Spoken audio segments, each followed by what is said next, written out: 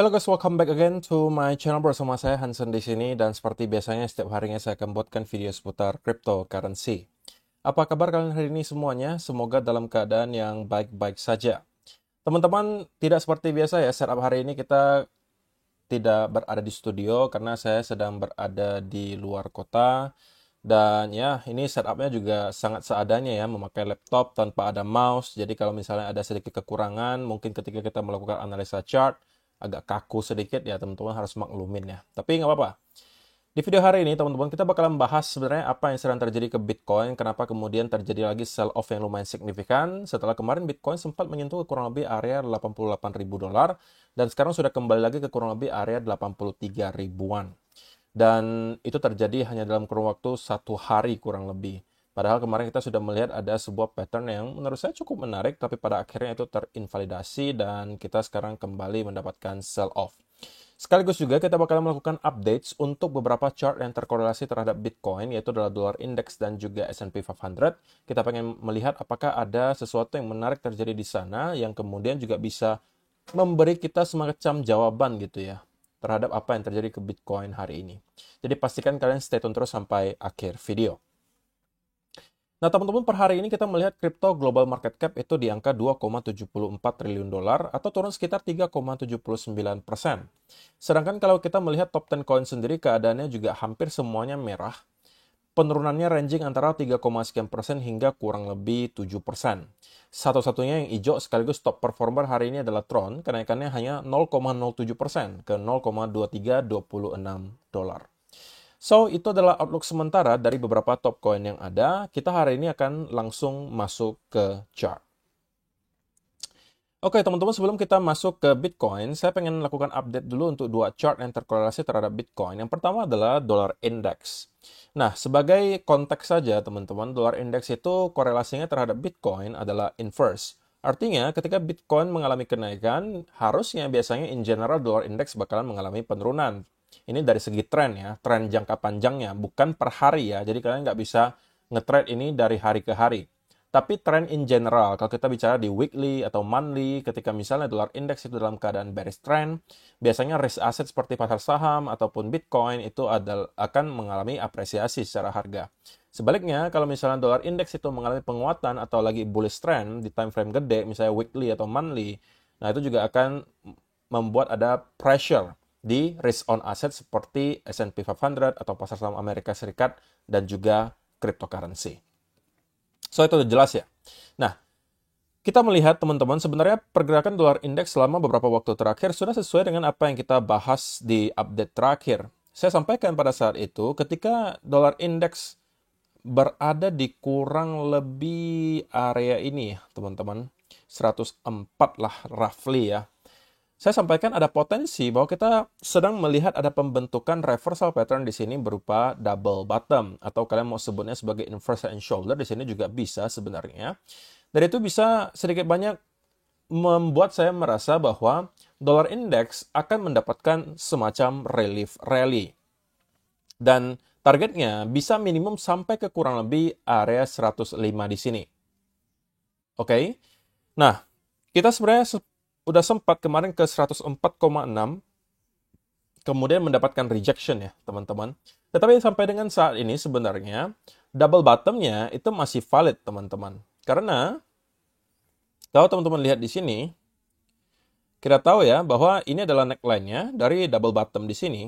Dan saat ini kita bisa consider adalah sebuah retest dari breakout, retest, dan selama, ini opini saya ya teman-teman, selama area 103,7 ini masih mampu kita pertahankan, harusnya kita masih bisa melihat dolar index mengalami penguatan dari sini. Kemungkinan menuju ke minimal area 105 atau bahkan bisa sampai ke 105,8 lah, kurang lebih seperti itu. Sebelum pada akhirnya kita start untuk kembali mengalami rejection. Nah, jika memang teman-teman in the short term kita akan melihat dolar index melanjutkan kenaikannya, tentunya sedikit banyak juga itu akan membuat pressure ke risk on asset. Seperti pasar saham Amerika Serikat ataupun Bitcoin dan kawan-kawan. Nah, kalau misalnya kita melihat S&P 500 sendiri, Ini juga sedikit banyak menjelaskan ya, kenapa kita kemudian melihat Bitcoin tiba-tiba sell off signifikan lagi. Karena kalau kalian lihat, daily candle kemarin untuk S&P 500 itu buruk banget, teman-teman. Kita melihat ada penurunan kurang lebih hampir 2% ya, anggap kurang lebih 2% ya. Hanya dalam kurun waktu 1 hari. Nah, kalau misalnya teman-teman beranggapan 2% yang nggak ada apa-apanya kok, itu karena kalian sudah terbiasa dengan volatility di kripto. Tapi kalau misalnya pasar saham Amerika Serikat, terutama indeks seperti S&P, penurunan 2% itu adalah sesuatu yang cukup signifikan, teman-teman. Dan itu kemudian membuat para investor kripto juga sepertinya ketar-ketir ya, dan berburu-buru untuk take profit atau menjual sebagian portonya. Karena mungkin merasa S&P 500 ada potensi untuk melanjutkan penurunan dan membentuk lower low baru. Which is bukan sesuatu yang menurut saya tidak mungkin terjadi ya teman-teman, bahkan berpotensi besar untuk terjadi.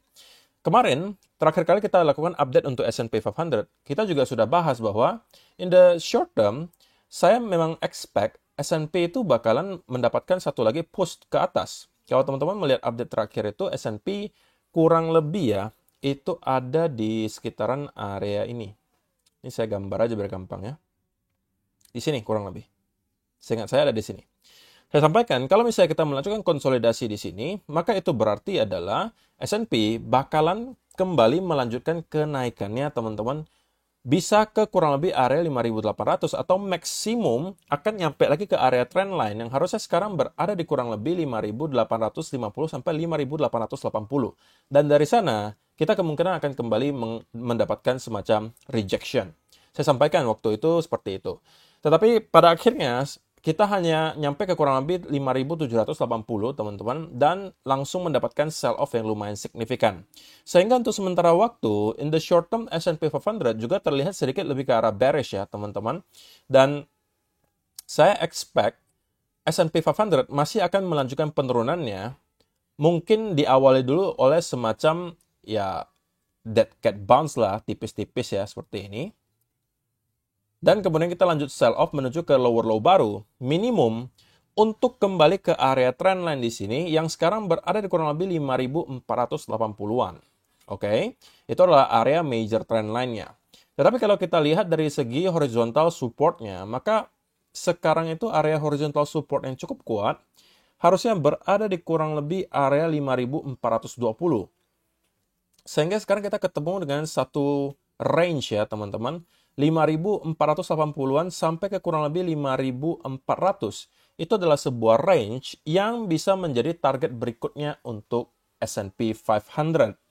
Dan jika memang sampai kita melihat S&P dalam beberapa hari ke depan terus-menerus jebol ke bawah dan menyentuh ke kurang lebih area yang sudah kita tandai di sini, maka saya juga cukup khawatir bahwa Bitcoin juga sepertinya akan kesulitan untuk melawan arus dan justru juga akan ikut-ikutan untuk mendapatkan sell-off lanjutan.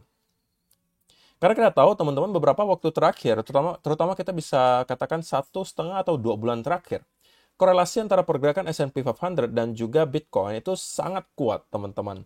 Bahkan kalau kalian bandingkan chartnya dari hari ke hari, korelasinya itu terlihat sangat jelas.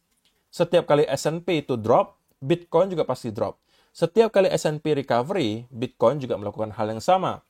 Tidak usah jauh-jauh, teman-teman. Kalau kalian lihat saja, pergerakan kurang lebih 1-2 minggu terakhir, kita anggap 1 minggu terakhir gitu ya. Dari tanggal 13 Maret hingga kurang lebih 25 Maret, S&P kan recovery ya. Oke, dari kurang lebih, kita ingat lagi, 13 Maret sampai 25 Maret. Kita lihat apa yang terjadi di Bitcoin pada saat itu. 13 Maret, ya kan?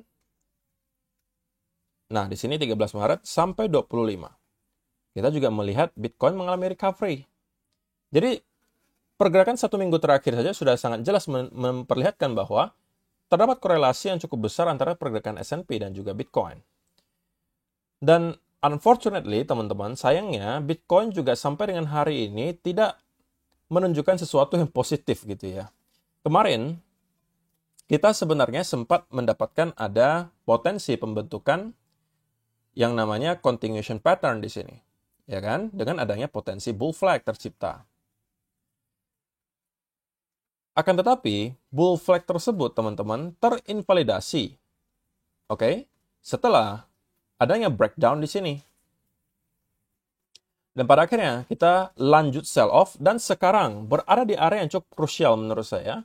Karena ini merupakan area trendline, teman-teman, yang telah menahan Bitcoin dari kurang lebih tanggal 13 Maret kemarin hingga dengan sekarang. Jadi terdapat sebuah trendline yang bertindak sebagai area support. Sudah 2 kali kita mendapatkan ada rebound yang signifikan dari area tersebut. Dan kali ini kita sedang mencoba lagi untuk mempertahankan area tersebut sebagai support.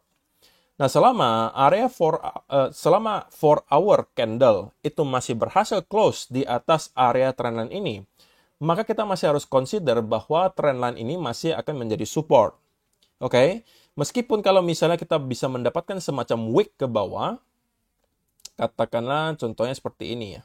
Kita drop, tapi itu kemudian hanya menjadi sebuah wick ya. Tidak closing body candle di bawah area trendline ini. Saya masih consider bahwa trendline-nya masih tertahan. Tetapi beda cerita, teman-teman, kalau misalnya kita melihat 4 hour candle, itu sudah close dengan sangat signifikan di bawah area trendline ini, ya kan? And then kita mendapatkan ada semacam konsolidasi di bawah area trendline ini atau bahkan semacam retest. Ini gambarnya jelek banget ya, teman-teman, dimaklumin aja. Ya, anggap seperti inilah ya. Kita breakdown, kemudian ada mendapatkan retest, maka adalah sesuatu yang sangat-sangat negatif untuk Bitcoin, dan saya expect kita akan melanjutkan penurunan ke bawah, dan kali ini kita mungkin akan menargetkan minimum ke area 81 ribuan, oke? Kalau itu jebol, kita harus expect bahwa Bitcoin akan nge-retest lagi ke area lower low terakhir di kurang lebih 76.700. Atau bahkan kita bisa melihat Bitcoin membentuk lower low baru, dan kali ini menyentuh support ke kurang lebih 73 sampai 70 ribu dolar. Yang saya rasa itu akan provide some major support ya. Karena kalau teman-teman lihat dari time frame weekly, maka area tersebut merupakan area struktur terakhir, teman-teman. Ini adalah area high terakhir kan. Yang kalau misalnya kita kembali sentuh, ya kita bisa katakan ini sebagai sebuah retest dari breakout yang terjadi beberapa bulan terakhir. So, untuk sementara waktu, teman-teman, yang bisa saya sarankan teman-teman lakukan adalah jangan sampai terburu-buru gitu ya, untuk masuk ke market tanpa ada setup yang jelas. Terutama kalau kalian yang looking for long gitu ya.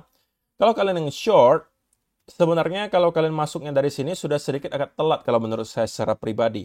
Saya sebenarnya kemarin, ini cerita aja, curhat sedikit ya teman-teman, bahwa dalam kurang waktu 1 minggu terakhir, ada 2 setup yang saya sudah rencanakan, tetapi dua-duanya gagal untuk tereksekusi. Jadi ini agak gedek juga gitu ya. Yang pertama, saya kemarin mencari long di kurang lebih area 82.500 sampai 82.000. Bahkan itu sudah saya share di Twitter kan. Tetapi pada akhirnya tidak sampai ke area tersebut, kita sudah langsung rally ke kurang lebih area 88. Oke lah, bagi saya mungkin itu adalah ketinggalan kereta aja, biarin aja, nggak usah dikejar. Saya udah sampaikan juga. Dan untuk short, saya sebenarnya targetin di kurang lebih area 89.200 untuk saya short. Jadi ini adalah area saya mau short kemarin. Sayangnya juga, itu juga nggak keeksekusi teman-teman. Ya kan, kita hanya berhenti di kurang lebih 88.600 dan kemudian langsung sell off lagi ke kurang lebih 83. Jadi, moral of the story-nya teman-teman, menjadi seorang trader itu kadang-kadang makan hatinya bukan cuma soal ketika dapat loss ya. Tapi kita sudah mempunyai analisa yang benar, oke? Tetapi selalu nggak tereksekusi, apalagi ini 2 kali beruntun gitu. Tapi itu tidak bisa teman-teman jadikan alasan untuk kemudian revenge trading. Atau kalian langsung ngejar-ngejar mau short lagi karena mungkin ketinggalan, dan masuk tanpa ada setup. Nah, itu adalah sebuah jebakan teman-teman. Kalau itu kalian lakukan, maka cepat atau lambat semua trading plan yang sudah kalian susun, atau semua trading strategi yang sudah kalian pelajari, biasanya tidak akan lagi kalian pakai. Lambat laun satu persatu peraturan yang kalian sudah buat akan kalian langgar sendiri. Jadi pastikan kalian stay safe, teman-teman. Oke? Be discipline. Kita tahu bahwa akan ada datang masanya lagi, setup kita pasti bakalan ke-trigger. Seperti yang mungkin sudah kita lakukan di sini, kita buy di sini, kita buy di sini, itu ke-trigger semuanya. Tapi 2 kali terakhir itu gagal gitu ya. Jadi bukan gagal dalam artian kita loss, tapi analisanya sudah benar, cuman nggak keeksekusi gitu. Karena tidak menyentuh ke harga yang kita mau. Jadi ya sudahlah, apa boleh buat gitu ya. Nah, kalau misalnya kita melihat di short term banget, teman-teman, maka untuk sementara waktu kita bisa melihat dengan sangat jelas ya, di time frame 15 minute, para bulls itu mencoba untuk mempertahankan area trendline ini. Sudah percobaan ketiga kali. Ini adalah pertama, kedua, ketiga. Bahkan sekarang 4. Keempat kali untuk mencoba breakdown di bawah area tersebut. Kalau itu sampai terjadi, teman-teman, maka kita bisa melihat ada sell off lanjutan. Minimum, menurut saya, akan nyampe ke kurang lebih 80, roughly 82.000, ya, 82.500 sampai 82.000 saya rasa akan bisa menjadi target terdekat kalau misalnya kita sampai breakdown di bawah area trendline besar ini. Jadi pastikan teman-teman kalau misalnya kalian berniat untuk long misalnya karena beranggapan bahwa area support ini akan hold, ya at least kalian perlu sebuah setup yang lebih rapi dengan RR yang lebih baik gitu ya daripada kalau kalian sekedar masuk hanya karena ada trendline-nya. Itu menurut saya risky walaupun bukan nggak boleh ya. Kalau teman-teman mengerti cara memanage-nya itu fine aja dengan asumsi bahwa area support ini bakalan kita bisa pertahankan. Tapi akan lebih baik kalau misalnya teman-teman menunggu yang namanya konfirmasi lanjutan. Misalnya kalau mau long ya, katakanlah tunggu semacam rally, diikuti bullish continuation pattern, dari sana baru teman-teman masuk. Oke? Contohnya di mana? Contohnya kita coba lihat ya, coba cari kita. Ada nggak contoh kira-kira yang bisa kita manfaatkan? Kita zoom out. Oke. Nah, ini contohnya seperti inilah ya, kurang lebih teman-teman. Kita mendapatkan ada double bottom yang cukup besar di sini. Kemudian kita breakout di atas neckline-nya. Dan semacam konsolidasi. Nah, ini mungkin bisa menjadi trigger bagi teman-teman untuk masuk. Ya kan? Kalian mau anggap ini sebagai symmetrical triangle boleh, bull flag boleh gitu kan. Jadi at least ada semacam bukti lah bahwa sepertinya bull akan bisa kembali memegang kendali. Daripada kalau teman-teman sekedar masuk ketika trendline-nya sudah tersentuh. Bukan tidak boleh, itu cenderung adalah sebuah trade yang cukup agresif, yang kadang-kadang bisa aja works, tetapi tidak untuk semua orang. Karena saya tahu bahwa mungkin ada dari teman-teman yang tidak akan memahami bagaimana cara memanage sebuah posisi yang risky. Jadi, saya udah ngomongnya cukup panjang teman-teman ya. Langsung aja ke kesimpulannya. In the short term, teman-teman, oke, kita akan melihat Bitcoin mencoba untuk mempertahankan area trendline ini. Kalau misalnya ini sampai jebol dan kita closing for our candle di bawah area trendline ini, maka kita akan melihat Bitcoin untuk minimum kembali ke area 82.500 sampai 82.000 dolar. Kalau misalnya momentum sell off-nya cukup kencang, kita bahkan bisa segera kembali ke kurang lebih area 81 atau bahkan jebol di bawah area itu. Oke, tetapi kalau misalnya kita mendapatkan ada indikasi semacam reversal pattern, katakanlah ini menjadi double bottom nantinya, ya kan? Kita breakout di atas double bottom tersebut dan start untuk retest. Nah, ini mungkin bisa menjadi semacam setup untuk mencari long lagi dan menergakan ke area trendline lagi yang harusnya sekarang berada di kurang lebih 86 sampai 87 ribu dolar. Oke? So, saya rasa itu sih teman-teman yang mau saya sampaikan di video hari ini. Semoga bisa bermanfaat untuk kalian semua. See you in the next video. Bye-bye.